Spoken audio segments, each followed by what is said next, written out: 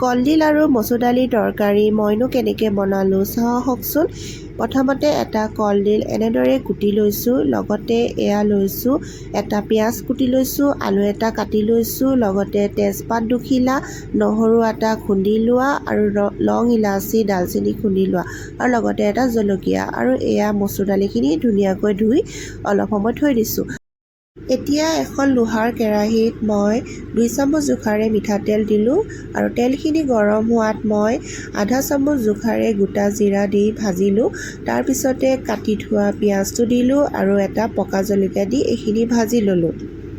এইখিনি ভাজ খোৱাৰ পিছতে মই তেজপাত দুখিলা দিলোঁ আৰু এতিয়া এইখিনিও ভালকৈ ভাজি লৈ এয়া খুন্দি থোৱা নহৰু আদা দিলোঁ আৰু এইখিনি অকণমান সময় ভাজ খোৱাৰ পিছতে মই কাটি থোৱা আলুটো দিলোঁ আৰু এয়া এতিয়া মই ভাজি ল'ম অকণমান সময়।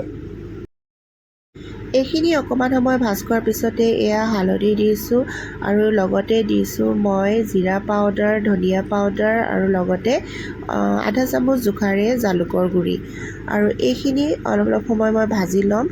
এইখিনি ভাজ খোৱাৰ পিছতে মই এতিয়া ইয়াতে দিছোঁ মচুৰ দালিখিনি আৰু এইখিনি অকণমান সময় মই এতিয়া ভাজি ল'ম। মচুৰ দালিখিনি ভাজ খোৱাৰ পিছতে এয়া মই জোখমতে নিমখ দিছোঁ আৰু নিমখ দিয়াৰ পিছতে মই অকণমান লৰাই লৈছোঁ আৰু এইখিনি ভাজ খোৱাৰ পিছতে কুটি থোৱা কলডিলখিনি দি দিছোঁ আৰু এইখিনি ভালদৰে এতিয়া মই লৰাই ল'ম।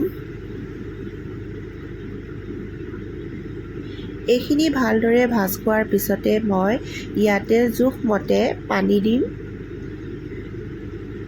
এয়া মই পানী দিছোঁ আৰু এইখিনি লৰাই অকণমান সময় ঢাকি থৈ দিম। তাৰ পাছতে মই এয়া যিখিনি গৰম মছলা খুন্দি থৈছিলোঁ সেইখিনি দিলোঁ আৰু এতিয়া এইখিনি অলপ সময় ঢাকি থৈ দিম।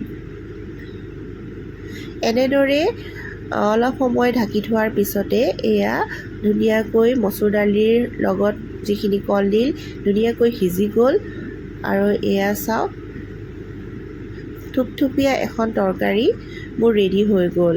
মোৰ ৰেচিপি ভিডিঅ'বিলাকক আপোনালোকে ইমান মৰম দিছে, তাৰ কাৰণে মই আপোনালোকক অশেষ ধন্যবাদ দিছোঁ।